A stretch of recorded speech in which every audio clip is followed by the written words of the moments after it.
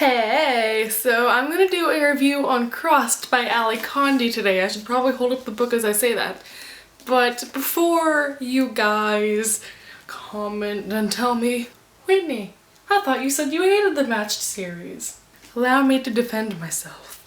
I hated the first book in the Matched series. That does not go to say that I would have not enjoyed this. Okay, that's kind of a lie because I had completely predicted that I would hate it, but truthfully, it was not bad, and I gave it 4 stars, even though probably looking back I could have scored it more around like 3.5 or 3, but I gave it a lot of credit because I was fangirling and interested for the majority of the book. Unfortunately, this is the second book in a series, therefore that means if you have not read it before, I will probably spoil a lot of things for you if you've not already read Matched, so therefore if you have not read this book, I'm going to politely ask you to leave. But hey, if you want to stay and hear me ramble about a book that you haven't read, go right on ahead. So even though we probably all know the description of this if you stuck around to stay, I'm gonna just recap a little bit. So basically, Kai and Cassia, let's call her Cassia. I'm not gonna go back and forth between pronunciations of that name. Kai and Cassia have been pretty much separated across the continent. I'm not completely sure where that continent is because of course it's a future book and we don't really know what country they're referring to as the society.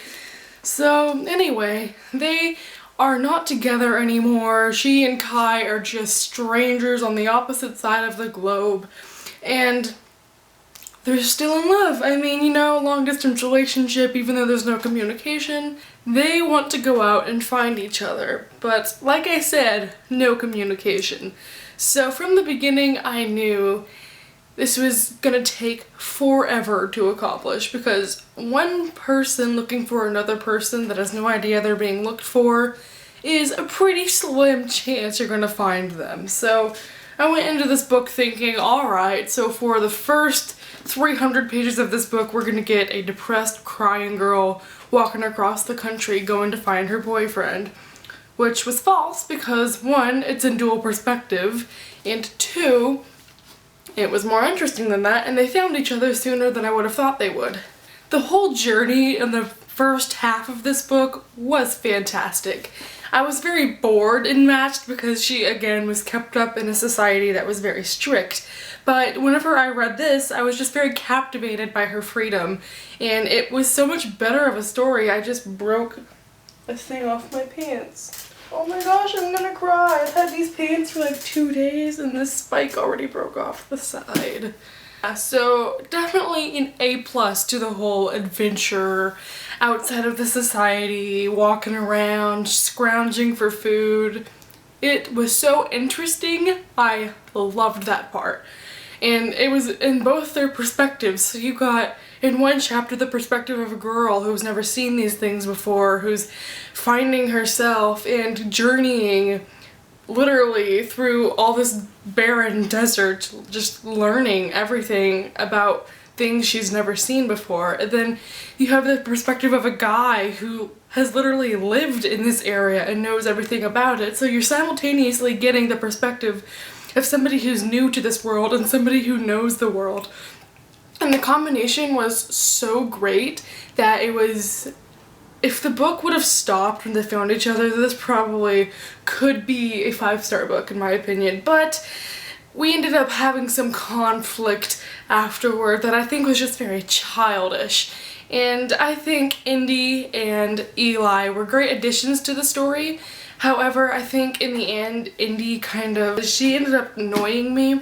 She seemed like she would be a good friend at the beginning, but then she and Kai, their drama just annoyed me and I was so irritated by that, but I was able to look past that actually and it wasn't terribly that bad in the scheme of things because it only took like 5 chapters for them to resolve their issues. So even though I didn't like the conflict and it seemed sort of immature for me, they did resolve it in a way that I was happy with. So I think that gives me sort of a guideline into the next book so that I can feel like perhaps we'll have a good sequel / ending to the series. One last thing, it was just kind of weird slash annoying slash, I don't know what adjective I'm looking for, but it was really disorienting to have little random snippets of Xander being evolved into this story, because literally the whole plot is about her and Kai being together and being long lost lovers.